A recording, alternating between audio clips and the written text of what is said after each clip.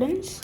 So today let us see a scenery of a village in today's session. Okay. So here in today's class, what we are going to discuss is about a village scenery.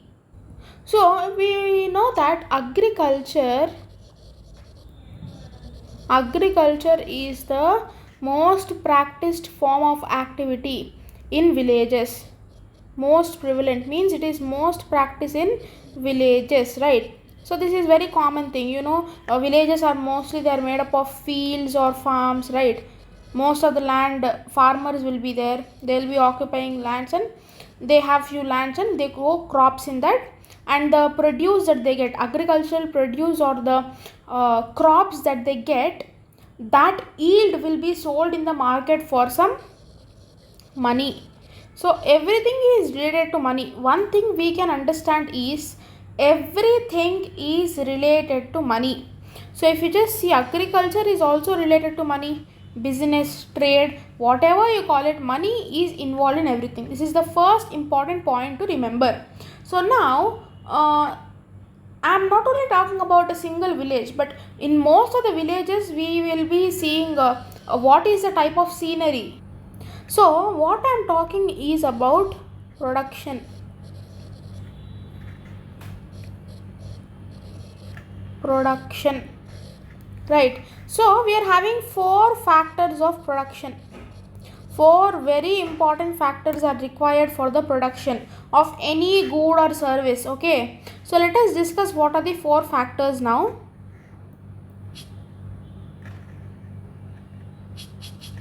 So if you just see in villages or in most of the rural areas, we find production of agricultural crops. Not only agricultural crops, but various things also can be found in villages, right? Now let us see one very important thing, that is the factors of production.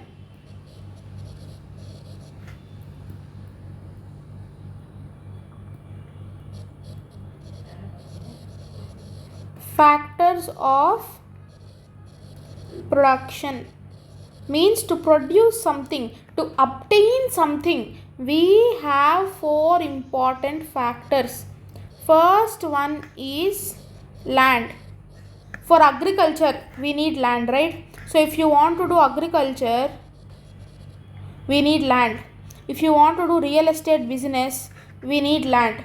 If you want to maybe you want to do a teacher job, you need a land, because only if you have land, no, you can build a school and in that you can teach, right? So everything is directly or indirectly, it is, of course, obviously it is related to land. Okay, this is very important. Without land we cannot do any kind of activity, right? So the second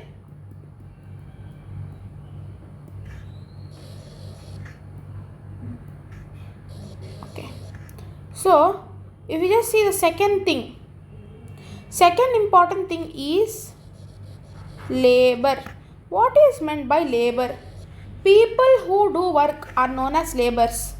People who do any kind of work. In this labor also we have two types. So what are the two types of labors means? One is skilled labor. One is unskilled labor. So if you just see labor means people who do work, any kind of work, it might be anything. Okay, now if you just see what is meant by skilled labor. Skilled labor in the sense they are well educated. Okay, they are well educated and they have proper knowledge. Educated, okay, skilled means educated and they have proper good knowledge about things. Okay, unskilled means they can do any kind of manual work, in the sense, maybe if you just see, to construct some buildings we need workers who are called as laborers, but these workers, they do not need any education to do to construct this, I mean to lay the bricks, to do the cementing, plastering, to paint. They need not have education or knowledge for this, right? So they are known as unskilled laborers. But if you just see teacher, teacher is also doing labor. If you see teacher, your teacher, I am also doing labor, but I am doing skilled labor. Skilled labor is associated with education and knowledge. So I am the one who is providing knowledge to you. I am providing education to you. So I come under skilled labor.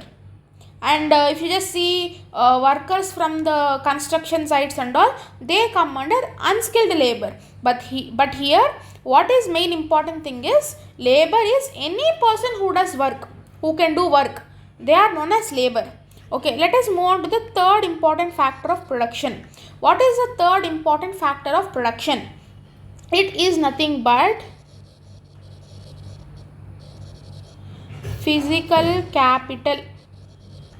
Now, what is meant by physical capital? You have any idea? What is meant by physical capital? Physical capital means it is nothing but the materials that we use in the process of production. For example, I have a land. This is my land. I am growing some crops on this land. Okay. Suppose these are my crops. I am a farmer. This is my land. This total thing is my land, and I am growing some crops on my land. Right. So, in order to grow these crops, I need seeds. I need a tractor. Right. And I need, let's say, plow. So, all these are required for me in order to produce these crops, agricultural crops. So, whatever, I need money also, right, to buy seeds, to buy my material. Okay, to have water, okay, to use water, everything I need money also. So all these, they can be considered as physical capital. Whatever we are putting as an input, we are using as an input in order to produce things, is known as physical capital. And in this physical capital also, we have two types. So what are the two types of physical capital? One is fixed. Other one is working. One is fixed capital, one is working capital. What is meant by fixed capital and what is meant by working capital? Fixed capital is nothing but the amount, it is fixed. We can use it for long time. It can be used again and again. It can be used multiple times. Okay, we can use it for many years. That kind of capital is known as physical capital. For example, if you buy one tractor for doing agriculture, you can use the tractor for many years, maybe 6-7 years, like that you can use the tractor. But if you buy seeds for agriculture, you can use it only for that particular season to grow the crops. Once the crops are grown, that same seed you cannot use it again and again, because that seed has been converted into crop. You can no more use it. Right. So, we can classify physical capital as two types. One is fixed capital, the other one is working capital. Fixed capital means we can use it again and again for a long period of time. We can use it multiple times. For example, tractor. Okay. Coming to working capital, this working capital will be used up in the process of production. For example, money, seeds, all these will be completed. Once you produce things, they will be done. You will have to purchase them again and again. So that is the difference between fixed capital and working capital. Now let us see the fourth. Till now we have seen the three factors of production. Now let us just go to the fourth factor of production. What is the fourth factor of production? Fourth factor of production is nothing but human capital. What it is? It is human capital. Okay. Fourth factor of production is human capital. Human capital means we the people. Human capital means people. That's it, simple. Knowledge. People with knowledge. For example, let us take the example of a teacher. Let us take the example of a teacher. What does a teacher do? He or she will teach the students. Their work is to teach the students. So by teaching the students, what they are doing, we are providing a capital in order to make a student successful, in order to get them a successful job, a successful career. We are doing we are using a capital. That capital is the teacher. The teacher is known as the human capital. Okay, I guess you are clear with these 4 factors of production. These are very simple. We are just seeing how is these factors of production useful in a village. I mean, how we use that kind of scenarios in the villages. Okay, now in order to grow crops, or in order to live a sustainable life, sustainable in the sense a healthy and having basic communities in life. Okay, in order to live with the basic communities and live happily to the fullest extent possible, that is called as sustainable living. You should live eco-friendly without harming the environment or nature. That thing is known as the sustainable living. Okay, now in order to live a sustainable living, what is required? What is required? Let us just see that. We need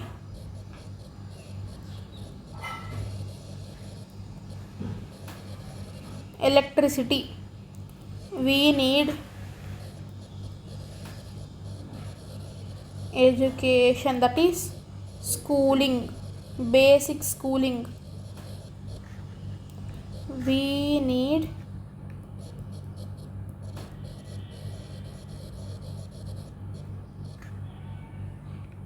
healthcare. We need food, and let us say etc. Okay, we need a lot more. We need a lot more. So now you can just observe that all these are the basic things that you need in order to live a sustainable life, in order to live a life where you're having the basic amenities in your life, the basic needs like water, education, health, food, electricity. All these are required for you to live a sustainable life, that is an eco-friendly and your free way of living a life, right? So if you just see, let us discuss one by one. Education plays a very important role. So education plays a very important role. What important role does the education play in our life? So let us say a person is not educated, then he might do some kind of manual work. As you recall earlier, manual work we can also call it as unskilled labor, right? So what they will get, for example, let us say a worker at the construction site is getting rupees 400 per day, let us say. Okay, per day he is getting this much. But if you just see a software engineer, C stands for software engineer, he gets, let's say, 2 lakh per, let's say some maybe 5,000 per day. 5,000 per day. See the difference between the earning. With education they are able to earn high. Without education we cannot earn high until unless your business is very prosperous. For example, a person has set up a business without any kind of education or knowledge. For that setting of business also, if you want to do some kind of business, you need calculations, and that calculations also you get through education. For example, basic calculations, and your business requires basic calculations like addition, multiplication, all those things. How many, if you buy these many items, how much money you should pay, how much money you should return. If you know these things, let us say you are doing some business. But at the end of the day, if your business is not successful, you cannot earn more, you cannot earn high. But if you are educated, whether you are if you work hard or not later on, if you are studying hard later, if you work hard or not also, you are going to earn high, right? So this is the difference between an educated person and an uneducated person. So this statement, this example tells the importance of education a person should have in their life, right? Now let us move on to the next factor, that is health. Let us say, for example, a person is very healthy. Okay, let us imagine that. Let us have an imagination. We have a person A. He is person A. He is very healthy and he is educated also. So daily he goes to his office. Daily he goes to his office and he earns very high. Software engineer. Let us say software engineer. Now let us take another person B. His health is very nice. His education is high. So his salary is also high. Coming to second person B, his health is always not nice. He has a very good education, but his health is not nice. Every time he will be taking leaves from the office. Most of the days he will not go to office. He will not go to office most of the days. So his salary will be reduced. So you can just see the difference. Even though a person is very highly educated, if there is no health care and proper health for that person, they cannot live a sustainable life. Here the concept of talking about sustainable life is very important. In order to live a sustainable life, it is very important for both these aspects, that is health and education, right? Now let us move on to the next thing, electricity. As you know, I need not tell the importance of electricity, right? So, we have a lot of schemes based on these also, both by the central government as well as by the state governments also, right?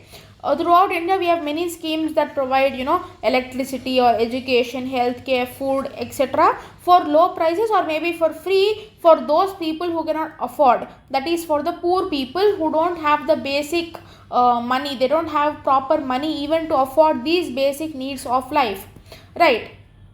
Now, let us get back to the scenario of the village. As I told you earlier, we are talking about a village over here.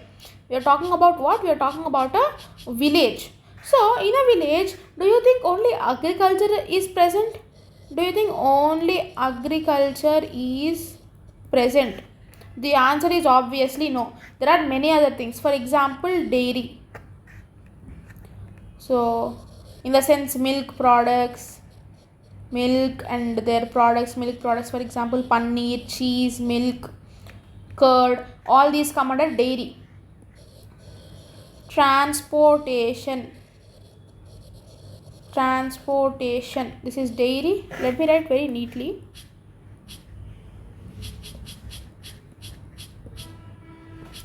So, as I told you, agriculture is one of the most important thing. Second one is dairy. So what is dairy? Milk, curd, paneer,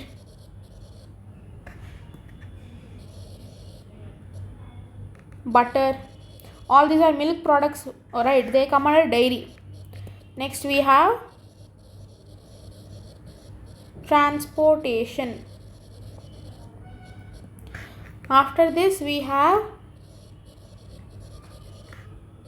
small scale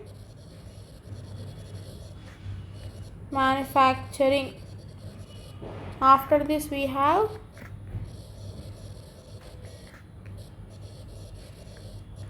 shopkeeping. Okay, so let us discuss one by one. Already we have completed discussing about agriculture. Let us go on to the second thing, that is dairy. Okay, dairy means milk products. If you see, some of them will be coming in vehicles and they will be selling milk, or some of them will be having chilling center. Milk come trade come chilling center, right? Milk come chilling center. They'll be having some places where you can go and drink cool buttermilk juices and all. So they can also be considered under dairy. Dairy is basically nothing but it is where we find all the milk curd, I mean the milk and its milk products, right? It's very important. I mean, it's very important for the economy and for the survival of people. Now, this dairy is a very simple thing. You can just see some milk shops also, right, in your nearby your house or somewhere. You have seen, I think most of you, every one of you have seen dairy shops and all. So now let us move on to the next one, that is transportation. If you see these auto walas, rickshaw walas, auto wala, rickshaw wala, all these, if you just see rickshaw wala, all these people, if you just see, they are involved in the business, or I mean in transportation, not business, I'm sorry. They are involved in transportation. They either make people go from one place to other place, or maybe goods. For example, if you just see, let us suppose an auto wala is there.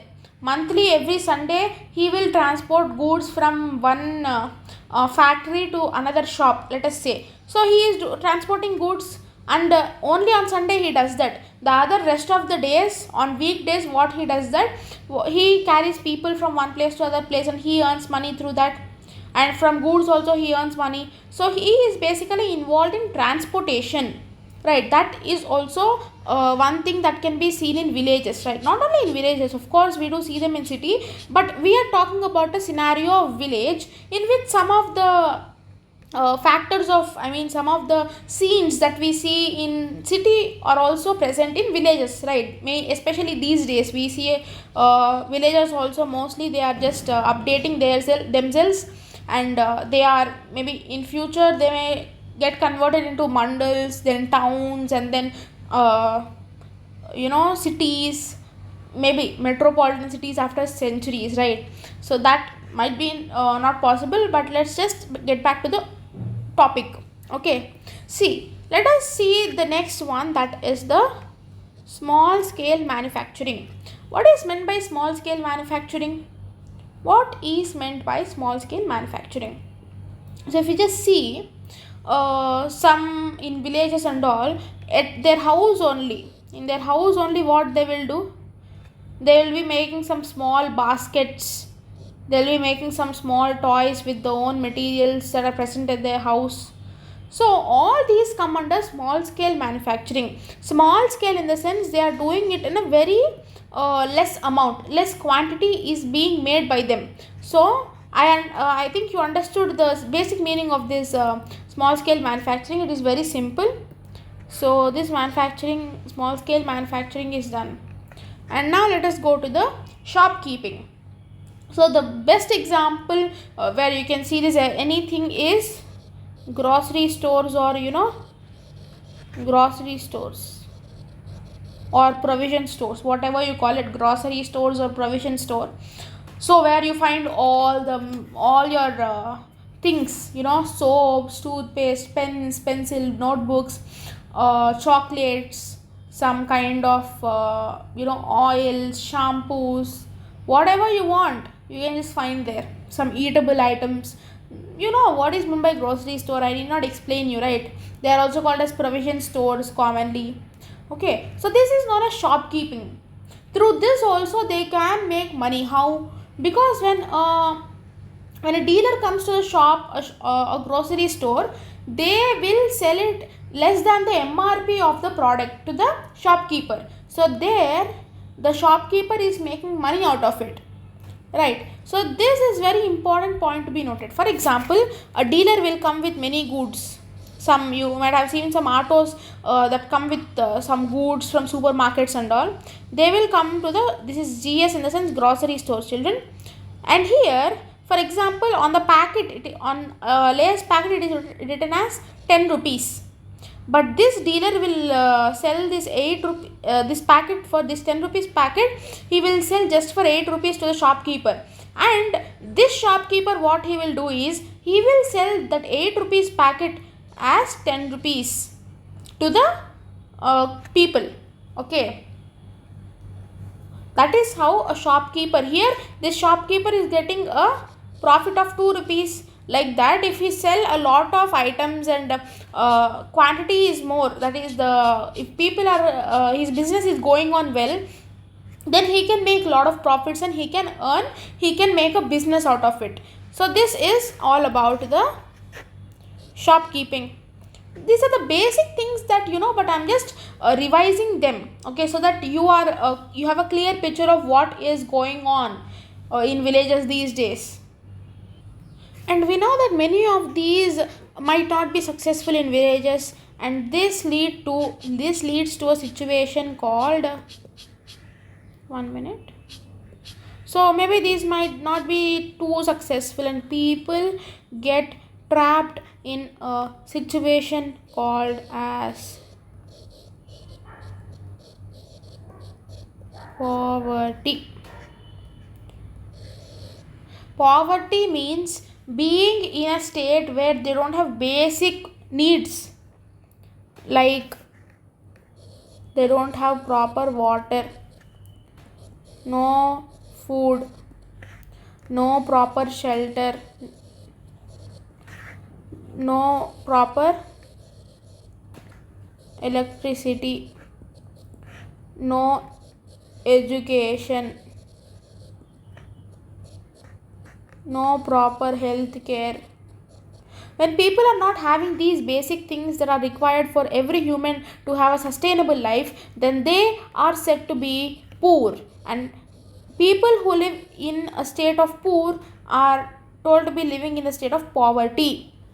Okay, when people don't have these basic amenities, they are said to live in a state of poverty.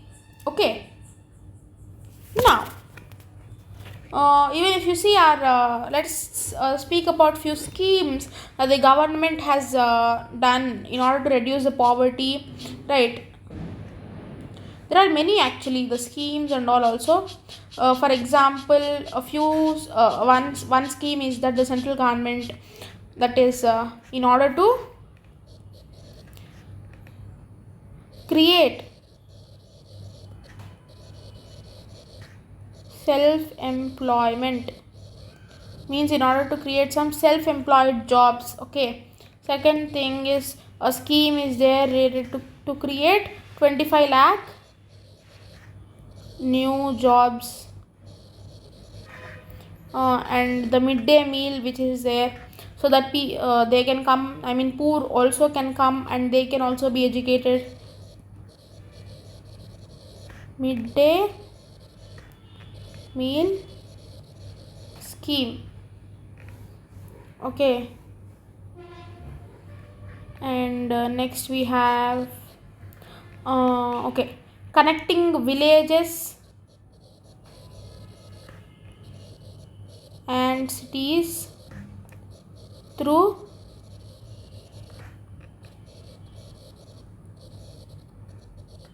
national highways. Okay, if you want to connect a village and a city, you have to build roads, I mean you have to build the highways or national highways, okay, whatever you call it. That is very important for the connection. And then we have something like 100 days of employment, means government will provide in a year we have 365 days, or in a leap year we have 366 days. Government will surely provide any 100 days of employment for every rural person. Okay, 100 days of employment. Okay,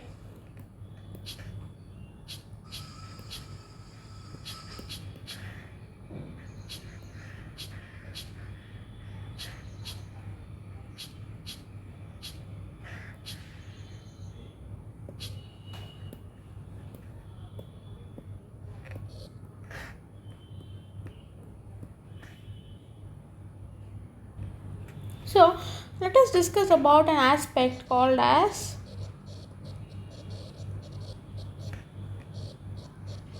poverty line.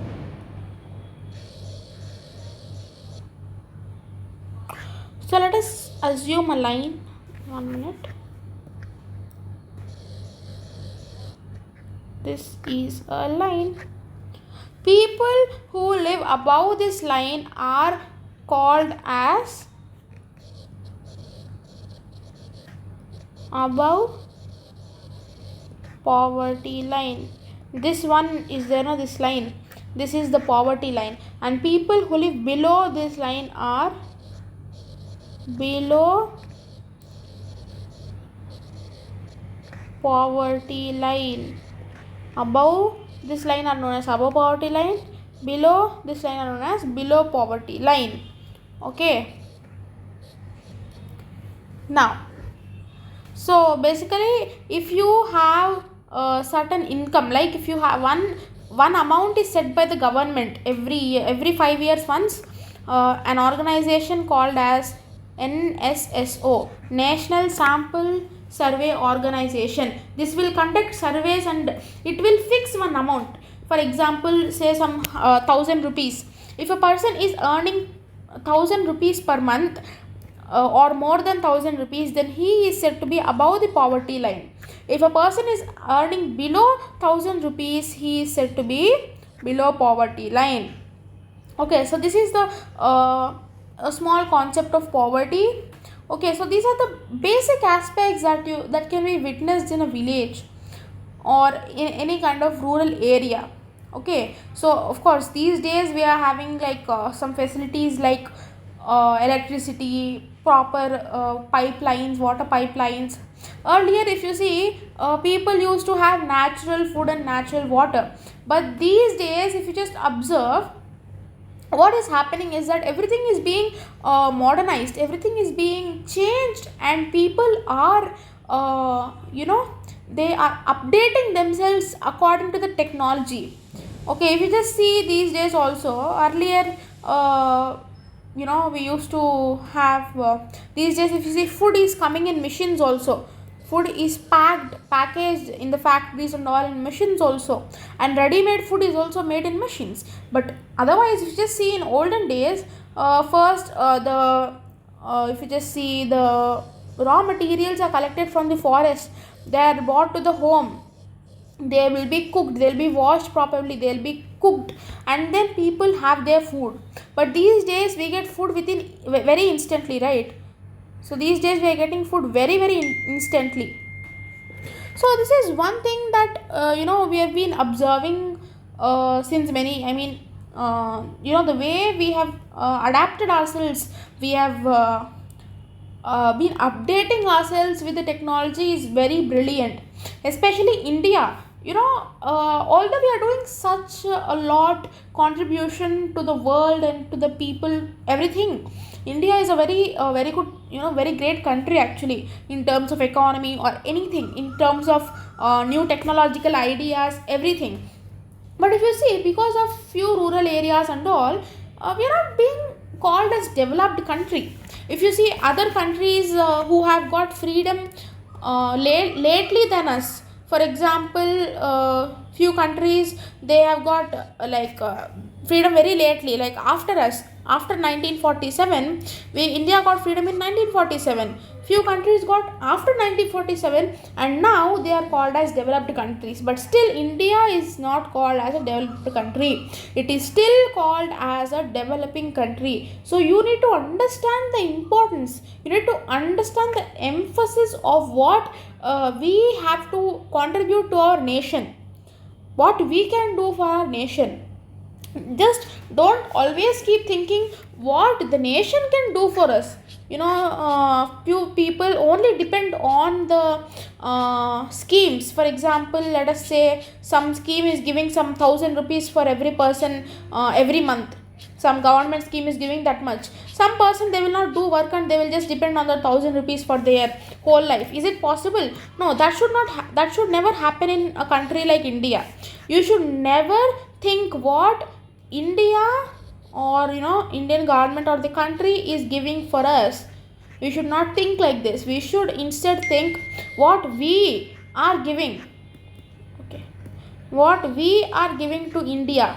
How are we contributing to India? What technological ideas we are having, we are getting in order to develop our country, in order to nurture our country in such a way that we are being called as developed country. So we will be called as developed country one or the other day. But we should make sure that we should make it in such a way that that day is going to come very soon. It should not be very late, very far away, because that affects India very badly, right? So this is very important. That is, what I just told you, we should not see this India, what our country is giving for us, but instead we should see what we are giving for our country in turn, like, so that is very important. Okay, so this class is mainly about how a village area or a rural area looks like. And I hope this was a very interesting class and a very fun filled class for you, right? So thanks for attending today's session. And the task for you children, the task is, so your task for this week, what is it is, you should collect information on any one village in India. Any one village in India. It might be anything, your own village or your native town, or I mean your native village or your grandparents' village. It might be any village. Take any one, only one village, collect information about that village. In that village, what is the percentage of agriculture?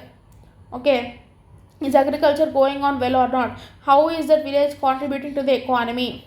Okay, what are other activities that are being happened in that village? So these kind of, not only these three things children, I'm just telling these for examples, I'm just telling these as examples for you.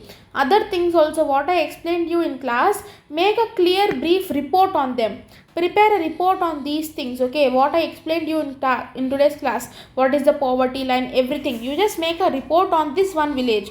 For example, let us take some village, for example village A.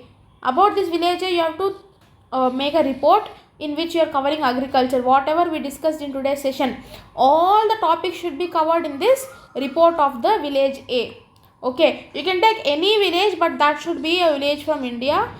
Okay, it might be North India, South India, East India, West India, wherever, whichever village you want, you take. But I want all the information in a clear order and as a report. Okay, you have to do this research and prepare a report on this. Please do send this report in the group after completing it. One tip I can give is just rewind the class again, because this is a recorded session. You can just rewind the class again. You can just see what are all the topics we have discussed. For example, we have discussed about agriculture. In agriculture also, for anything we have discussed about production. Okay, in production, what are the factors we have discussed about that, right? So regarding those 4 factors also, for example, fixed capital, let us say, is one of the factor of production. How much fixed capital is being used in this village A, that one. Or else let us say agriculture. So what is the percentage of agriculture? What is the percentage of dairy in this village? How much it is happening? What is the percentage of transport? Okay, so whatever we have discussed in today's session, just go back to the video once, just rewind the video, just see, just note down all the topics in words that we have discussed in today's session, that I taught you in this class, and then take each topic, write 1 or 2 sentences about that in your report. Okay, I guess you have understood what I meant, right? So one doubt you might get children, what is the use of doing this report, of making this report or doing this activity? You will get to know your, I'll just tell 1 minute. So you will become more research oriented. Researching levels will be increased in you. Okay, the second thing is, you will get to know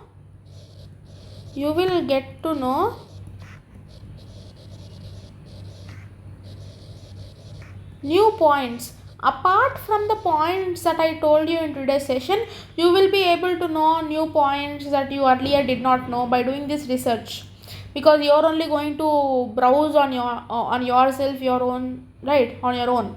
So, and also you are just taking the village, your creativity will increase. How will your creativity increase? In your research work, you can also draw few pictures. Children, I don't want a word document, okay, word document picture.